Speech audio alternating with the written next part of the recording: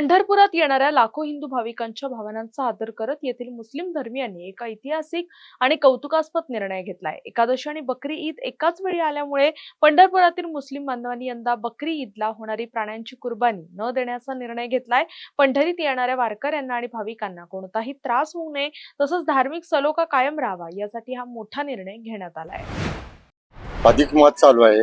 दर 3 वर्षातून एकदा अधिक मास हा पवित्र महिना येत असतो आणि त्या निमित्तानं लाखो भाविक पंढरपुरात पांडुरंगाच्या श्रद्धेपोटी येत असतात आणि त्यानिमित्त आज एकादशी आणि बकरी ईद हे दोन्ही एकाच दिवशी आलेले आहेत आणि त्यानिमित्त आम्ही पंढरपुरातील जे मुस्लिम समाज आहे असा निर्णय घेतला आहे की आजच्या दिवशी कुर्बानी न करता पुढील 2 दिवसात करायची, असा एक अतिशय महत्त्वपूर्ण निर्णय घेतला आहे।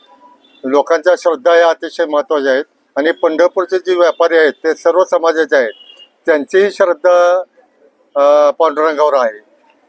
त्यामुळे आम्ही सर्वांनी हा निर्णय घेतलेला आहे।